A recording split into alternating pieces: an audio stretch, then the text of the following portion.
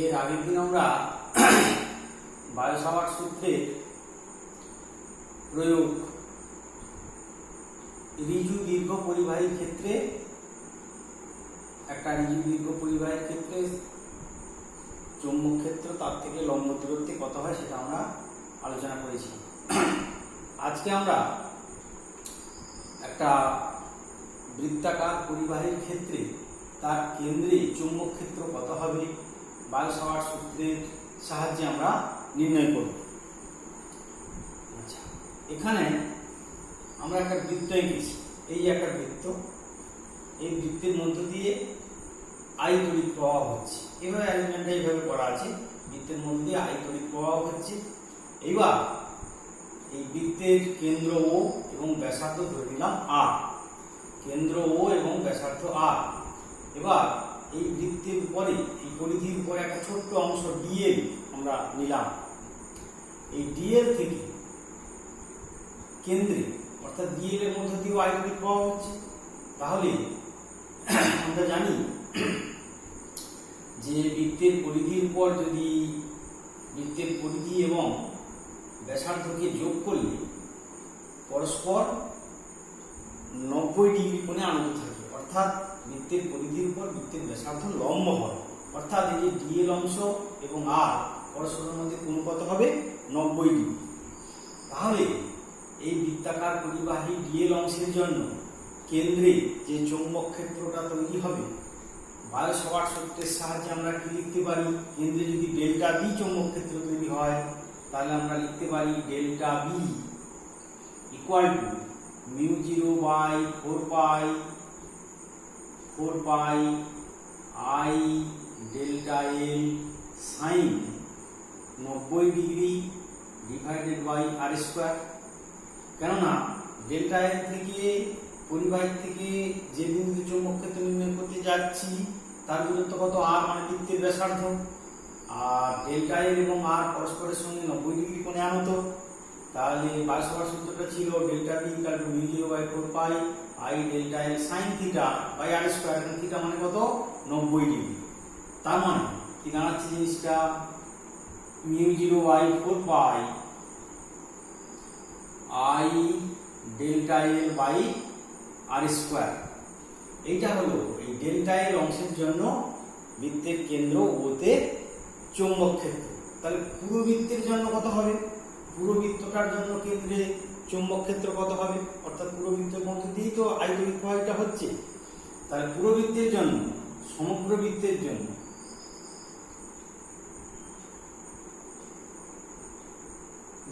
জন্য চৌম্বক ক্ষেত্র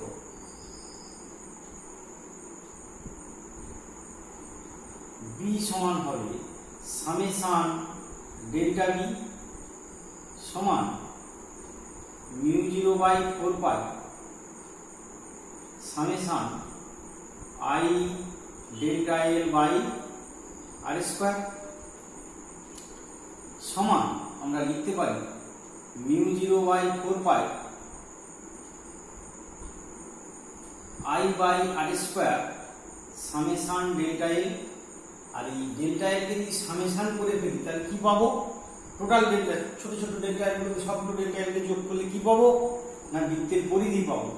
সমান হবে μ0 বাই 4 পাই আর আই বাই আই ভাগ আর স্কোয়ার নিতক 2 পাই আর বৃত্তের পরিধি। তাহলে কত হচ্ছে? পাই পাই কেটে যাবে আর কেটে যাবে, μ0 আই বাই 2 আর। তাহলে কত? বি সমান কি পেলাম? বি।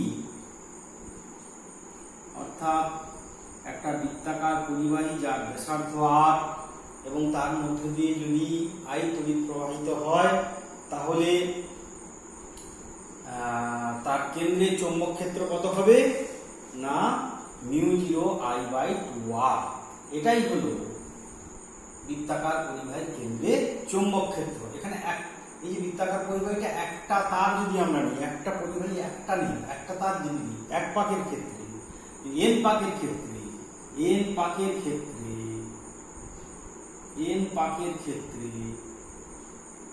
হবে B equal to mu zero N I by 2r, mu zero N I by 2r।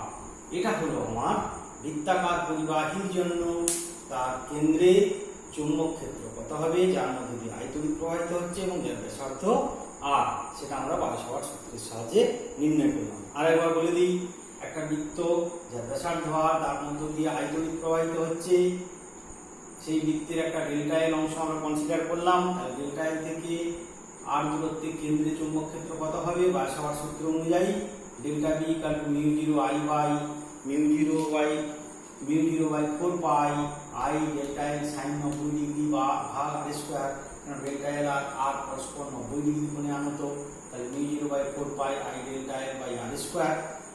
সমগ্র পরিবাহীর ক্ষেত্রে, সমগ্র বৃত্তের ক্ষেত্রে চুম্বক ক্ষেত্র কত হবে, B equal to summation delta B সমান mu zero by 4 pi summation I delta L by R square, mu zero by 4 pi I by R square summation delta L mu zero by 4 pi I by R square.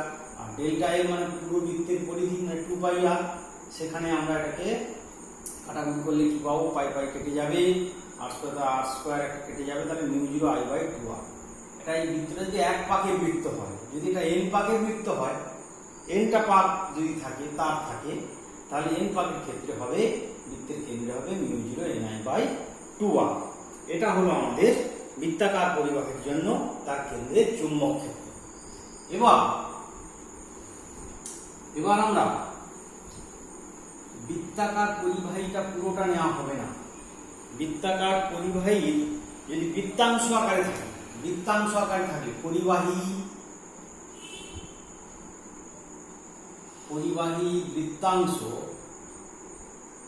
বৃত্তাংশ আকারে থাকলে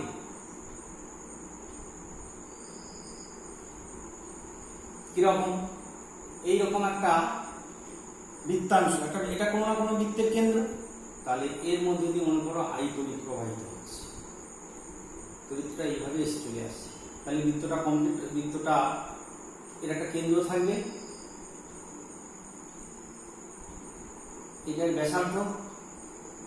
ব্যাসার্ধ r, এর মধ্যে দিয়ে I তড়িৎ প্রবাহিত হচ্ছে এবং কেন্দ্রে মনে করো এই বৃত্তাংশটা বৃত্তের কেন্দ্রে থিটা কোণ উৎপন্ন করেছে। বৃত্তাংশের দুটো প্রান্ত AB যদি বৃত্তাংশের দুটো প্রান্ত হয় এবং এই AB মনে করো বৃত্তের কেন্দ্রে থিটা কোণ উৎপন্ন করেছে, তাহলে এক্ষেত্রে এই O বিন্দু, কেন্দ্র হচ্ছে O বিন্দুতে চৌম্বক ক্ষেত্র কত হবে না, B equal to mu zero I by 2r into theta by 2 pi. কি করে হলো এটা না, যখন পুরো বৃত্ত ছিল, অর্থাৎ বৃত্তের পুরো পরিধিটা বৃত্তের কেন্দ্রে কত কোণ উৎপন্ন করে, 2 পাই কোণ উৎপন্ন করে, এই কোণটার মান কত 2 পাই, তাহলে 2 পাই কোণ উৎপন্ন করলে 2 পাই কোণের ক্ষেত্রে চৌম্বক ক্ষেত্র হয় কত, mu zero I by 2r। তাহলে একক কোণের ক্ষেত্রে কত হবে, mu zero I by 2r into 1 by 2 pi. তাহলে থিটা কোণ উৎপন্ন করে, থিটা কোণের ক্ষেত্রে কত হবে, mu zero I by 2r, mu zero I by 2 pi, mu zero I by 2r into theta by 2। এইভাবে বোঝা গেল। তাহলে বৃত্তাংশ আকারে থাকলে তার মধ্যে যদি I তড়িৎ প্রবাহিত হয় এবং সেই বৃত্তের ব্যাসার্ধ যদি r হয়, তাহলে সেই বৃত্তের কেন্দ্রে চৌম্বক ক্ষেত্র হবে mu zero I by 2r into theta by 2 pi. জিনিসটা বোঝা গেল। আচ্ছা, এবারে আমরা মিউ জিরো আই বাই 2, এবারে আমরা বৃত্তাকার পরিবাহীর অক্ষের উপর বৃত্তাকার পরিবাহী অক্ষের উপর চৌম্বক ক্ষেত্র, বৃত্তাকার পরিবাহীর অক্ষের উপর চৌম্বক ক্ষেত্র কত হবে সেটা আমরা বার করব। ধরো এই হচ্ছে একটা বৃত্তাকার পরিবাহী, এই তার কেন্দ্র। আচ্ছা, এই হচ্ছে বৃত্তাকার পরিবাহী অক্ষ, পি ড্যাশ। আচ্ছা, এর মধ্যে দিয়ে মনে করো আই তড়িৎ প্রবাহিত হচ্ছে। আচ্ছা, এর কেন্দ্র হচ্ছে ও, এর ব্যাসার্ধ হচ্ছে আর, এবং এই ও কেন্দ্র থেকে এক্স দূরত্বে, ও কেন্দ্র থেকে এক্স দূরত্বে পি বিন্দুতে চৌম্বক ক্ষেত্র কত হবে সেটা আমরা বার করব। একটা বৃত্তাকার পরিবাহী, মানে এটা এইভাবে কিছু, মানে এই বোর্ডের তলের উপর লম্ব ভাবে আছে, বোর্ডের তলের উপর লম্ব, যার জন্য বৃত্তটাকে এইভাবে দেখতে লাগছে। আচ্ছা, এখানে বৃত্তাকার পরিবাহীর এই উপরের অংশ সি বিন্দু মনে করলাম, এটা মনে করলাম ডি বিন্দু। এই সি বিন্দুতে একটা ডেল্টা এল, এই সি বিন্দুতে আমি একটা ডেল্টা এল অংশ নিলাম, এবং ডি বিন্দুতেও একই পরিমাণে ডেল্টা এল অংশ নিলাম। তাহলে এই ডেল্টা এল অংশ জন্য মনে করো ডেল্টা এল থেকে এই বিন্দুটা সি বিন্দু, ডেল্টা এল থেকে পি বিন্দুর দূরত্ব মনে করো এইটা মনে করো ইউ, অর্থাৎ সিপি সমান ইউ। এখানে কি সিপি সমান ইউ, ডেল্টা এল থেকে পি বিন্দুর দূরত্ব সিপি সমান ইউ, এবং এটা এই ওপি এবং ইউ, ওপি এবং সিপি পরস্পর থিটা কোণে আনত ধরে নিই। তাহলে এর মধ্যে দিয়ে আয়তন প্রবাহিত হচ্ছে। তাহলে দেখো এই যে সিপি এবং এই ডেল্টা এল পরস্পর লম্ব, কারণ বৃত্তের একটা পরিধির উপর একটা ছোট্ট অংশ নিয়েছি, সেখান থেকে একটা সরলরেখা যদি টানি, সেই সরলরেখাটা সিপিটা এই ডেল্টা এর উপর লম্ব হবে। তার মানে আমরা লিখতে পারি, দেখো এই সি বিন্দুতে ডেল্টা এল অংশের জন্য পি বিন্দুতে, সি বিন্দুতে ডেল্টা এল অংশের জন্য পি বিন্দুতে চৌম্বক ক্ষেত্র কত হবে না delta B, delta B equal to হবে mu 0/4 pi I delta L sine 90 degree divided by X square. কেন 90 ডিগ্রি হলো না, এই ডেল্টা এল এবং সিপি পরস্পরের সঙ্গে 90 ডিগ্রি কোণে নত। একটা বৃত্তের সঙ্গে একটা সরলরেখা যদি যোগ করা হয় বৃত্তের পরিধির সঙ্গে, এই যে ডেল্টা এল এবং সিপি পরস্পরের উপর লম্ব, তাই এটা হচ্ছে 90 ডিগ্রি। তার মানে আমরা জিনিসটা কি পাচ্ছি না, এটা সমান হবে mu 0/4 pi I delta L by এই সরি এক্স স্কোয়ার না, এটা হবে ইউ স্কোয়ার, ইউ স্কোয়ার, এটা তো ইউ, সিপি সমান ইউ, সিপি সমান হচ্ছে ইউ, তাহলে ইউ স্কোয়ার, ইউ স্কোয়ার। এই দূরত্ব কত, সি বিন্দু থেকে ডেল্টা এল থেকে পি বিন্দু দূরত্ব ইউ, আমরা এক্স লিখে ফেলেছিলাম, এটা এক্স নয়, এটা হচ্ছে ইউ হবে, ইউ। তার মানে হচ্ছে delta B equal to mu 0/4 pi I delta L sine 90 degree by U square, তাহলে mu 0/4 pi I delta L by U square. অর্থাৎ বায়োসাভার্টের সূত্র অনুযায়ী ডেল্টা এল অংশের জন্য ইউ দূরত্বে অবস্থিত পি বিন্দুতে চৌম্বক ক্ষেত্র কত হবে, delta B equal to mu 0/4 pi I delta L sine 90 degree by CP square মানে ইউ স্কোয়ার। তার মানে হয়ে যাবে mu 0/4 pi I delta L by U square. এবার দেখো এইখানে যে চৌম্বক ক্ষেত্র পি বিন্দুতে, চৌম্বক ক্ষেত্রটা কিরকম হবে আমরা জানি। এই যে আই কারেন্টটা যাচ্ছে, আমরা জানি যে পি বিন্দুতে চুম্বক ক্ষেত্রটা এই ডেল্টা এল এর প্যারালাল, মানে তোমার দিকটা হবে পি কিউ বরাবর। তার কারণ হচ্ছে এই পি কিউ এবং সিপি পরস্পর লম্ব হবে।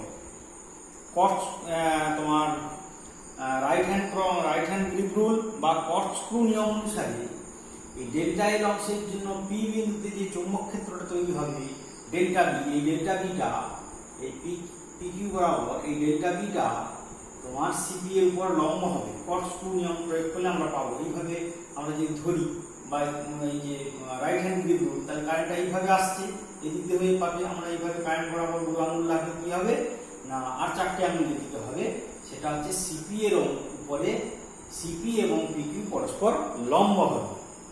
এবার এই ডেল্টা বিটাকে আমরা দুটো উপাংশে বিভাজন করব। এইটা কি না অক্ষের উপর, এই অক্ষটা পিপি ড্যাশ, অক্ষের উপর লম্ব বরাবর কত হবে, তার আগে এই কোণটা হবে থিটা, এই কোণটা থিটা। কেন হবে না ভালো করে লক্ষ্য করো, তোমার এই যে সিপি কিউ কোণটা হচ্ছে 90 ডিগ্রি, আবার ওপি এই যে এই কোণটা এই কোণটা কত 90 ডিগ্রি, আবার এই পুরো কোণটা হচ্ছে 90 ডিগ্রি, তাহলে এটা কোন কোণ, তাহলে এটা থিটা হলে এইটা থিটা হবে। মানে এই পুরো কোণটা 90 ডিগ্রি, আবার এখান থেকে এটা হচ্ছে 90 ডিগ্রি, তাহলে এটা কমন কোণ, তাহলে এটা থিটা হলে এটা থিটা হবে, এটা থিটা হবে। তাহলে অক্ষের অভিলম্বে উপাংশটা কত হবে, ডেল বি, অক্ষের অভিলম্বে উপাংশ হবে ডেল্টা বি কস থিটা, আর অক্ষ বরাবর কত হবে ডেল্টা বি সাইন থিটা। বোঝা গেল? এবার এই সি বিন্দুর ঠিক বিপরীত দিকে একটা ডি বিন্দু আছে, তারও আমরা একটা ডেল্টা এল অংশ কনসিডার করলাম। তাহলে ডেল্টা এল অংশের জন্য পি বিন্দুতে চৌম্বক ক্ষেত্র কিরকম হবে, ঠিক একই রকম ভাবে ডেল্টা পি, এটা পি বিন্দু পি আর বরাবর হবে এই ডেল্টা বি, এটাকেও যদি দুটো উপাংশে ভাগ করি তাহলে কি হবে না এরকম, এইটা তোমার থিটা হবে, তাহলে এটা হবে delta B cos of theta, আর এই দিকটা হবে আবার একটা delta B sine of theta. অর্থাৎ এই পি আর বরাবর ডেল্টা বি এর জন্য বৃত্তাকার পরিবাহীর অক্ষের অভিলম্বে উপাংশটা হবে ডেল্টা বি কস থিটা এবং অক্ষ বরাবর হবে ডেল্টা বি সাইন থিটা। আরেকবার বলি, এই যে বৃত্তাকার পরিবাহী সি বিন্দুতে ডেল্টা এল অংশের জন্য পি বিন্দুতে চৌম্বক ক্ষেত্র পি কিউ বরাবর, তার উপাংশ হচ্ছে দুটো অক্ষের লম্ব বরাবর ডেল্টা বি কস থিটা, অক্ষ বরাবর ডেল্টা বি সাইন থিটা। আবার সি বিন্দুর বিপরীতে একটি ডি বিন্দুতে ডেল্টা এল অংশের জন্য পি বিন্দুতে চৌম্বক ক্ষেত্র হবে পি আর বরাবর, সেক্ষেত্রে এই ডেল্টা বি এই পি আর বরাবর এটা আর, এটা হচ্ছে চৌম্বক ক্ষেত্রটা যে ডেল্টা বি, তাহলে এই ডেল্টা বি এর উপাংশ অক্ষের সঙ্গে অর্থাৎ বৃত্তাকার পরিবাহীর অক্ষের লম্ব বরাবর হবে ডেল্টা বি কস থিটা, অক্ষ বরাবর হবে ডেল্টা বি সাইন থিটা। তাহলে আমরা জিনিসটা কি পেলাম না এই দেখো এই যে সি আর ডি পরস্পর বিপরীতমুখী আছে, উল্টো দিকে আছে, তাহলে এই ডেল্টা বি কস থিটা, এই ডেল্টা বি কস থিটা, এরকম ভাবে এই পাশে একটা ডেল্টা এল, এই পাশে একটা ডেল্টা এল বিপরীতমুখী, তাহলে এই ডিবি কস থিটা গুলো মিউচুয়ালি ক্যান্সেল আউট হয়ে যাবে, পরস্পরকে প্রশমিত করে দেবে। তাহলে তুমি এই উপরে নিচে নিয়েছি, এই সাইডে একটুখানি এখানে নিলাম, এখানে নিলাম, প্রত্যেকটা ক্ষেত্রে আমরা কিন্তু delta B cos theta component গুলো ক্যান্সেল আউট হয়ে যাবে, শুধু থেকে যাবে কোনটা ডেল্টা বি সাইন থিটা। তাহলে অক্ষ বরাবর বৃত্তাকার পরিবাহীর অক্ষ বরাবর পি বিন্দুতে চৌম্বক ক্ষেত্র কত হবে আমাদের না বি ইকুয়াল টু হবে সামেশন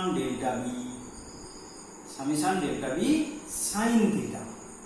ঠিক লিখলাম, বি ইকুয়াল টু কত হবে summation delta B sine theta, কারণ ডেল্টা বি কস থিটা গুলো কেটে গেছে, তাহলে B equal to delta B sine theta. এবার ডেল্টা বি সাইন থিটা মানে হচ্ছে ডেল্টা বি মান কত পেয়েছি আমরা μ0/4 pi I delta L by U square, আর সাইন থিটাটা কত হবে এই বৃত্তের ব্যাসার্ধ কত আর, তাহলে আর বাই ইউ, সাইন থিটা মান কত হবে আর ভাগ ইউ। ঠিক আছে, ডেল্টা বি এর মান পেয়েছি μ0/4 পাই আর হচ্ছে আই ডিএল বা ইউ স্কয়ার, আর সাইন থিটার ভ্যালু হচ্ছে লম্ব ভাগ অতিভুজ, এইটা হচ্ছে থিটা, তাহলে লম্ব ভাগ অতিভুজ আর বাই ইউ। তাহলে আমরা কি পাবো সিম্পলিফাই করলে এটাকে না পাবো μ0/4 pi summation I delta L R delta L I delta L R by U cube, I delta L R by U cube. তাহলে এবার আমরা কি পাবো μ0/4 পাই, আচ্ছা তাহলে আই আর বাই ইউ কিউবটা আমরা বাইরে বার করে নিলাম, সামেশান ডেল্টা এল। এই সামেশান ডেল্টা এল করলে কি পাবো? সেই আগের মতোই আমরা পেয়ে যাবো mu 0/4 I R by U cube into 2 r। 2 r বৃত্তের পরিধিটা পাবো, ডেল্টা এল কে সামেশন করলে কি পাবো? বৃত্তের পরিধিটা পাবো। আবার এখান থেকে এটা লিখতে পারি mu 0/4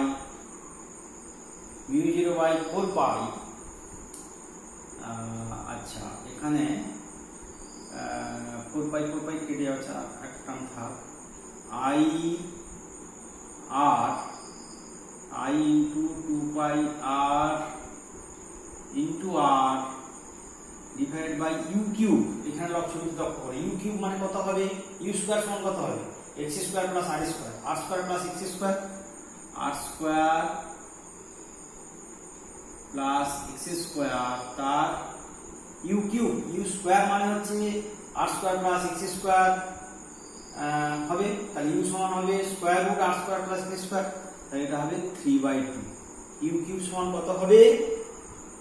R square plus X square whole to the power 3/2। এইটাকে সিম্পলিফাই করলে আমরা পাবো মিউ 0/2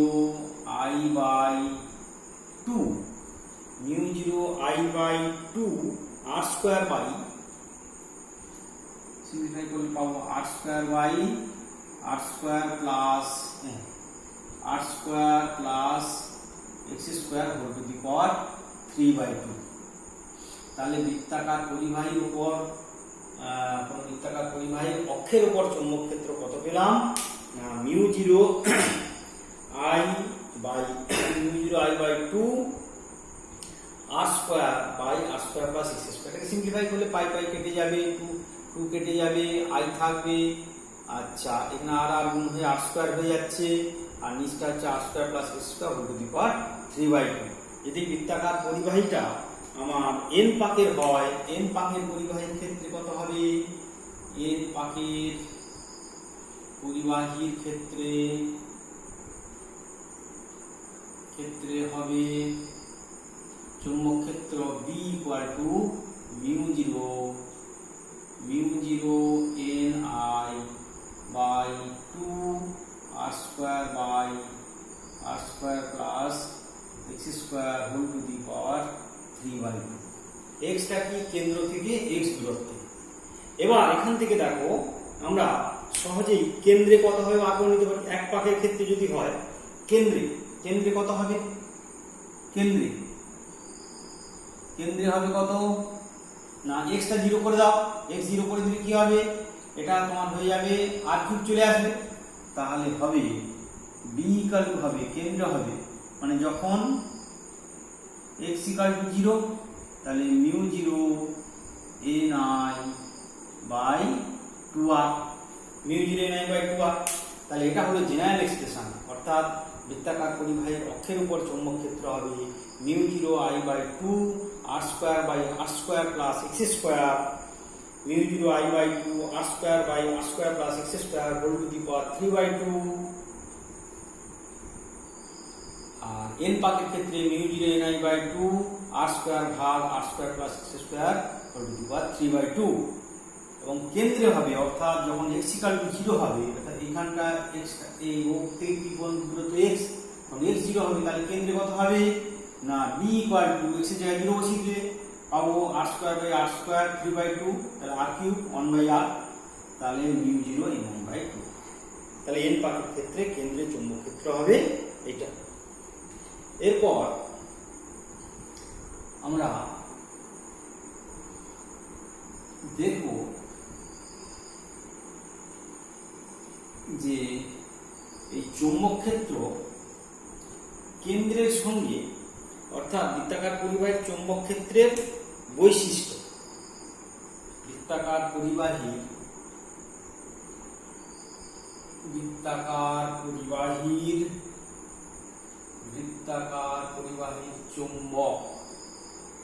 চৌম্বক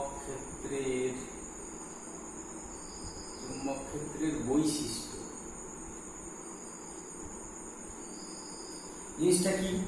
না ধরো এটা হচ্ছে মূল বিন্দু ও, এটা হচ্ছে এক্স অক্ষ, এটা মনে করো ওয়াই অক্ষ, এটা ওয়াই অক্ষ, এটা হচ্ছে এক্স অক্ষ। এবার এক্স অক্ষ বরাবর যদি আমরা চুম্বক ক্ষেত্রকে প্লট করি, বসাই, এবং ওয়াই অক্ষ বরাবর চুম্বক ক্ষেত্র, এক্স অক্ষ বরাবর দূরত্ব, এক্স অক্ষ বরাবর আমরা কি দেখব? দূরত্ব। দূরত্ব মানে কি? কেন্দ্র থেকে দূরত্ব, কেন্দ্র থেকে দূরত্ব কোনটা? এক্স। তাহলে আমাদের লেখচিত্রটা কিরকম আসবে? না এখানে লক্ষ্য করো, যখন x equal to 0, x equal to 0 হলে চুম্বক ক্ষেত্র সবচেয়ে বেশি হবে, অর্থাৎ লেখচিত্রটা এইরকম হবে, কেন্দ্রে সবচেয়ে বেশি হবে, কেন্দ্র থেকে যত দূরে যাবে তত চুম্বক ক্ষেত্র কমে আসবে। কেন্দ্রে সবচেয়ে বেশি হবে, কেন্দ্রে x0, তাহলে এখানে চুম্বক ক্ষেত্র হর কমে যাচ্ছে, তাহলে চুম্বক ক্ষেত্র বি এর মানটা বেড়ে যাবে, এক্সটা 0 হয়ে গেলে। আবার যত এক্স বাড়তে থাকবে, হর বাড়তে থাকবে, অর্থাৎ চুম্বক ক্ষেত্র ধীরে ধীরে কমে যাবে। এইটা হলো চুম্বক ক্ষেত্রের সঙ্গে চুম্বক ক্ষেত্র বৃত্তাকার পরিবাহীর কেন্দ্র থেকে দূরত্বের সঙ্গে কিভাবে পরিবর্তিত হয়। চুম্বক ক্ষেত্র বৃত্তাকার পরিবাহীর কেন্দ্র থেকে দূরত্বের সঙ্গে কিভাবে পরিবর্তিত হয় সেটাকেই আমরা দেখিয়েছি, অর্থাৎ বি এবং এক্স এর মধ্যে যে পরিবর্তন, এটা আমরা বৃত্তাকার পরিবাহীর ক্ষেত্রে চুম্বক ক্ষেত্রের বৈশিষ্ট্যটা লেখচিত্রের সাহায্যে দেখলাম। এবার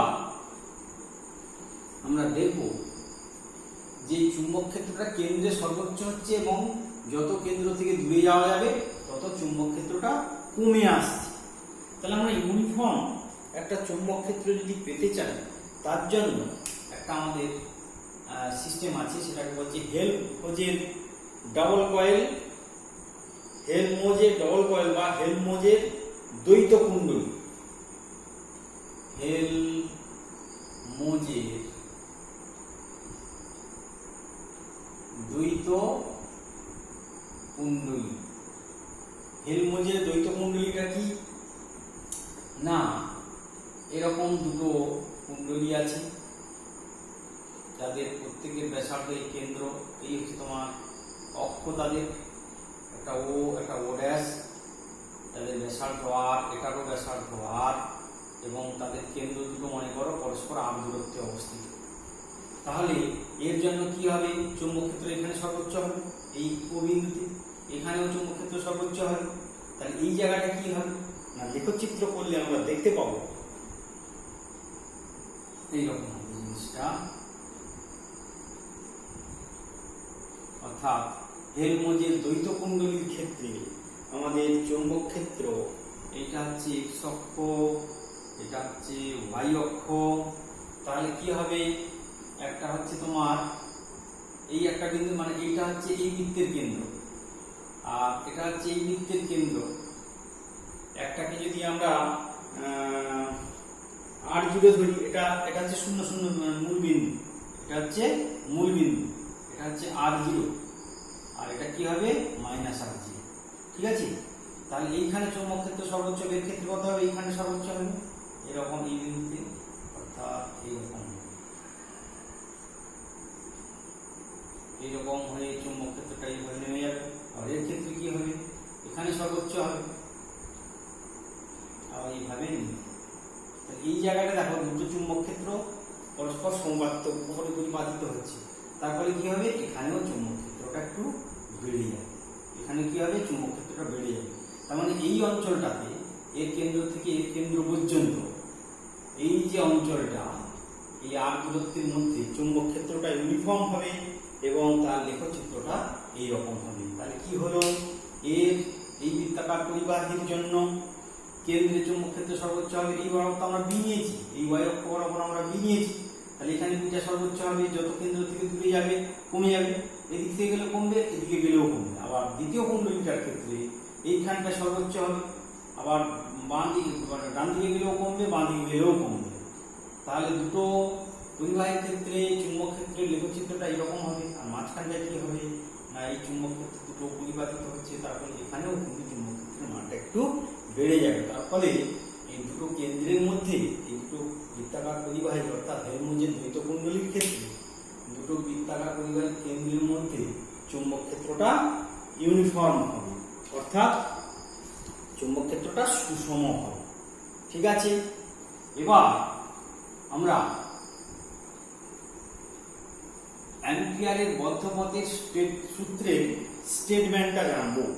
অ্যাম্পিয়ারের বদ্ধপথের সূত্রের স্টেটমেন্ট, চৌম্বক ক্ষেত্রে অবস্থিত অ্যাম্পিয়ারের বদ্ধপথের সূত্র, অ্যাম্পিয়ারের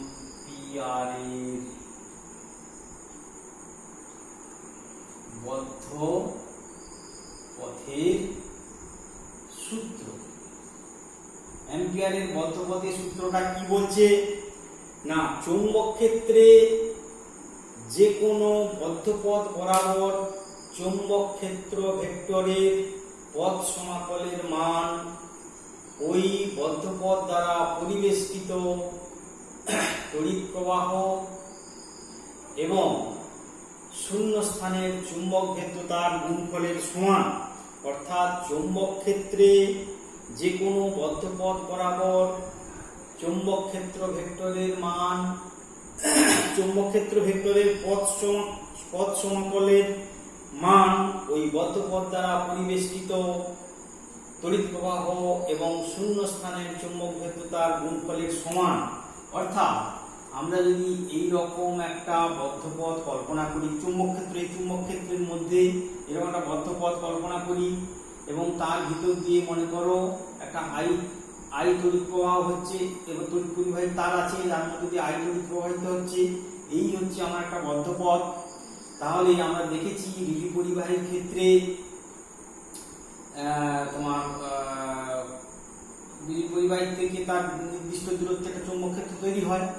তাহলে এইটা হচ্ছে তার বদ্ধ, আমরা ধরে নিলাম এই পথটা হচ্ছে এক্স, এই এক্স পথটা হলো বদ্ধপথ। তাহলে অ্যাম্পিয়ারের বদ্ধপথের সূত্র হলো চৌম্বক ক্ষেত্রে যে কোনো বদ্ধপথ বরাবর চৌম্বক ক্ষেত্র ভেক্টরটির পথ সমাকলের মান, চৌম্বক ক্ষেত্র মনে করো বি, তাহলে চৌম্বক ক্ষেত্র ভেক্টরটির পথ সমাকল বি ডট ডিএল, এইটা হচ্ছে বদ্ধপথ। অর্থাৎ এই বদ্ধপথ বোঝানোর ইন্টিগ্রেশনটা বলছি না, B dot DL equal to হবে মিউ 0 ইনটু আই। এটা হচ্ছে বদ্ধপথ, এক্সটা হচ্ছে বদ্ধপথ, বদ্ধপথ বরাবর আমরা ইন্টিগ্রেশনটা করছি। কি বললো না, অ্যাম্পিয়ারের বদ্ধপথের স্টেটমেন্টটা হলো, বদ্ধপথের সূত্রের স্টেটমেন্ট হলো চুম্বক ক্ষেত্রে যে কোনো বদ্ধপথ বরাবর চৌম্বক ক্ষেত্র ভেক্টরটির বদ্ধপথ বরাবর চৌম্বক ক্ষেত্র ভেক্টরটির পথ সমাকলের মান, চৌম্বক ক্ষেত্র ভেক্টরটির পথ সমাকলের মান ওই বদ্ধপথ দ্বারা পরিবেষ্টিত তড়িৎ প্রবাহ এবং শূন্যস্থানের চৌম্বক ভেদ্যতার গুণফলের সমান। বোঝা গেল, মিউ 0টা হচ্ছে শূন্যস্থানের চৌম্বক ভেদ্যতা। এবার এই সূত্রটা যদি আমার এরকম থাকে যে এই বদ্ধপথ বরাবর অনেকগুলো তড়িৎ প্রবাহ যদি থাকে, একটা I1, আবার একটা তড়িৎ প্রবাহ এরকম, এটা মনে করো I2 নিচের দিকে, আবার একটা মনে করো I3 এটা উপরের দিকে, তাহলে তিনটে কারেন্ট আছে এখানে I3, তাহলে সেটা মনে করো এটা হলো x, তাহলে কত হবে এর বদ্ধপথের সূত্র স্টেটমেন্টটা কত হবে b ডট বদ্ধপথ b ডট dl, এটা x ইকুয়াল কত হবে মিউ 0 ইনটু ব্র্যাকেটের মধ্যে I1 minus I2 plus I3। অর্থাৎ তাহলে স্টেটমেন্ট কি একই হলো, চৌম্বক ক্ষেত্রে অবস্থিত কোনো চৌম্বক ক্ষেত্র ভেক্টরের বদ্ধপথ, চৌম্বক ক্ষেত্র ভেক্টরের পথ সমাকলের মান, বদ্ধপথ বরাবর কোনো চৌম্বক ক্ষেত্র ভেক্টরের পথ সমাকলের মান, চৌম্বক ক্ষেত্র দ্বারা পরিবেষ্টিত প্রবাহ এবং শূন্যস্থানের চৌম্বক ভেদ্যতার গুণফলের সমান। যদি এরকম হয়, এটা বদ্ধপথ, তড়িৎ প্রবাহটা এখানে যাচ্ছে, তাহলে পথ সমাকলের মান কত হবে না b dot dl equal to হবে মিউ 0 ইনটু, এটা তো I, এর মধ্যে দিয়ে কোনো কারেন্ট নেই, মিউ 0, এটা তাহলে 0 হয়ে যাবে। অর্থাৎ বদ্ধপথের মধ্যে যদি কোনো তড়িৎ প্রবাহ না থাকে তাহলে সেটা 0 হয়ে যাবে। আর এটা হলো এক পাকের ক্ষেত্রে। যদি n পাকের ক্ষেত্রে হয়, n পাকের ক্ষেত্রে হবে কত হবে, b dot dl equal to mu 0 n I। এই হলো আমাদের অ্যাম্পিয়ারের বদ্ধপথের সূত্রের স্টেটমেন্ট। এর পরের দিন আমরা অ্যাম্পিয়ারের বদ্ধপথের সূত্রের প্রয়োগ এইগুলো নিয়ে আমরা